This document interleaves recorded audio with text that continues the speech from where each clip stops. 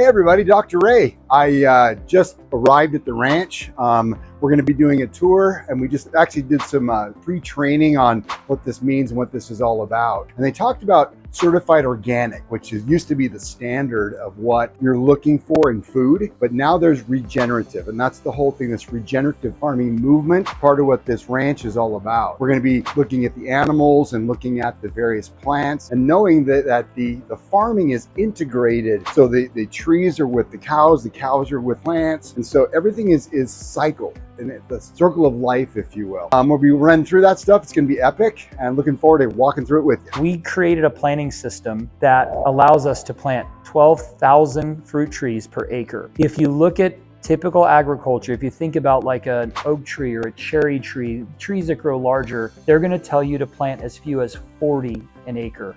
Why? Well, they've got big roots, they fan out, they grow, but we are not planting fruit trees for the fruit. We're planting them for the leaves. And while I'm not going to be able to share all about what we call healing leaves today, a big part of the Max Living Biblio Diet church program that we're going to initiate this fall involves healing leaves. And in fact, that is some revelation God gave me in 2019 that is primarily focused on cancer, but I've identified 70 different health challenges that those leaves can help. And that is right out of the Bible. And we'll talk about that another time. We're going to have a biblical health masterclass for those who are going to take this Biblio Diet message into churches. That's going to come in the next few months. So you'll get a chance to see the pasture. And so today we're going to do a little bit of a pasture walk, and I'm going to let Todd show you the different species that are coming up. One great thing about this time of year, and Todd and I were walking prior to coming out here, this is the greenest it's ever been. We're also going to look at an area that will be the next planting of our regenerative food forest. That is approximately 12 acres. This year, it's going to be part of our grazing system. It makes up that 65, but we are going to work with our partners, including Max Living. Each key partner for Heal the Planet Farm is going to help select which trees we plant and ultimately get to benefit from the ingredients that come from them, which is going to be very cool. And in fact, we'll invite some of you to help with the planting. We're also going to look at our 5 production greenhouses where we grow tropical plants that can't grow in our normal environment. Some of these you've heard of, some of these you haven't. We copy our planting method, or what I should say is our bulk and mass planting method in the greenhouse. We have approximately 2,400 square foot greenhouses with 800 to 1,000 plants. We have learned that by planting different trees together, that they form something like what you would call a family. And I know this sounds a little bit strange, but when these trees are together in multiple species, their roots become interconnected. And if a pest, for example, attacks a fig leaf, the fig can actually call on the neighboring papaya to send defense chemicals to support it. So when you look in our greenhouses, later in the year, you'll see some bugs and insects, but they're not really eating the plants because the plants are so rich in nutrients because of this community. Now, just like that, our animals live in a community as well. And this wasn't as easy to start. We had to teach our water buffalo, or pray that they learned, that lambs are family, not furniture. And I know that, please, I don't say that flippantly, but we graze in a 0.7 acre, very tight area because that's how you build healthy soil. And water buffalo want to get to the next pasture, and sometimes lambs do too, or they want to lay down. And these are 8 to 1,600 pound animals, and the lambs are like 30 pounds. So nothing great happens without some type of challenges or casualties or losses, you know, and that's something that we've learned. But now, if our animals are in a good mood, which with 40 people in their surroundings, they may not be in as good of a mood, but if a water buffalo will lay down, goats will go on its back and give what we would call a goat massage. So it's not goat yoga, but it's goat massage. And we've had water buffalo protect other species, including the ducks, from predators. When the buffalo and ducks are together, the ducks don't quack as much at night, which must mean there's less predation. So a lot of interesting things. A question you're going to ask when we see all the animals together: why do you have multiple species of animals? They all eat different things. Their manure and their urine all have different nutrients.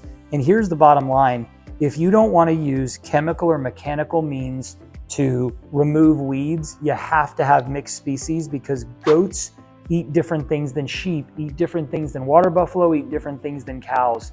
So it's the best way for us to uniformly graze and fertilize. I want you to turn to the middle photo right there. That's our turmeric field. Because of the time of year, you're not going to get a chance to see the leaves, but this is one of the first turmeric perennial plantations in the state of Tennessee. Turmeric's not supposed to grow here, but through trial and error, we were able to grow not one, but 3 types of turmeric. Golden, either we call it blue, purple, or black, and green. And if you come in the fall, it looks like one of those corn mazes or maize mazes. It is absolutely beautiful. What's great about the way we do it is we don't have to disturb the soil in a tremendous way. And growing turmeric as a perennial and understanding that the leaves are super nutritious along with the roots, that's another great thing that we've done. We're gonna go to our propagation greenhouse, which is where we grow seedlings for our greenhouse and some of our outdoor planting. One thing we're doing right now, which is exciting, we have replaced a couple of our, what you'd call a raised bed, with moringa, which you've heard of, and mulberry, which you've heard of. Mulberry is one of the most healing and fantastic plants there is. It also grows great here. And so we are going to be using the propagation greenhouse mulberry plants to grow year round because the greenhouses are heated and they amplify the sunlight. And we're going to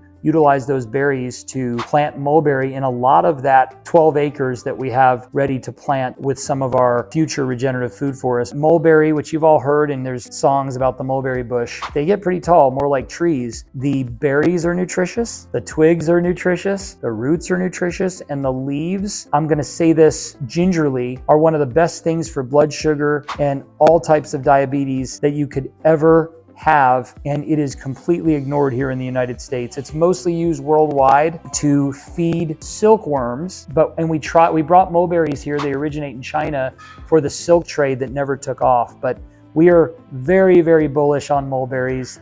It is one of the plants we are getting behind in a big, big way. Part of our regenerative food forest will give you an idea of the different species. And these are going to be the very plants, literally you're looking at them, that are going to produce healing leaves, which is a product, as I mentioned, that we're developing and we're going to have available to all your offices. A select few of you are already getting these for some of your cancer patients and some of our friends that are battling cancer, but it's an exciting thing that you're going to be able to see something here that's about to grow, and then you're going to have a canister, a tea-like canister, that you're going to be able to offer people. And I would say that it might be one of the most vertically integrated single source products that you have in your clinic. Right as we walked in, the rocky area like that, this will be almost 4 seasons ago, this entire field looked like that. Literally like the surface of Mars. We decided to build soil. So we started with the worst soil you could start with. We had Cornell University, their soil department, do a test, and on a scale of 0 to 100, 100 being the best, we came in at a 19. Nature can really start to do its magic when you start giving it the right components, like all the manure that Jordan talked about, the saliva from all those animals, their hoof impact, the food scraps that we're dropping out here. I knew that those components were going to really start making this happen, but I think we were all surprised how fast this really is happening. And so I'm just reminded as a farmer again, once you give nature those few components it needs, look out, it will take off. And so a lot of times when I hear people say, oh yeah, it takes this many years for this and this many years for that. Well, typically it only takes that long because we're not working with it. As humans, we have a tendency to either overmanage or undermanage. And really in farming and natural farming, it's about finding a partnership with nature and really working with it instead of against it. You'll also see things like kales. There's broccolis and kales, and those are planted. The clover, some of it is planted, some of it is showing back up on its own. And then you have things like this is plantain, another forgotten perennial superfood. So a lot of people try to get this out of their yards. You should not get this out of your yards. This is amazing for digestion. It's amazing for skin disorders. It's a really, really forgotten superfood, and it is a perennial plant that you want to show up in pastures. And what happens is with this, you'll notice, or I notice, it's really fun to watch these ruminant animals come into either a forested area or a pasture and what they go to first. It's never what you think, and it depends what time of year it is. They know their body way better than we do.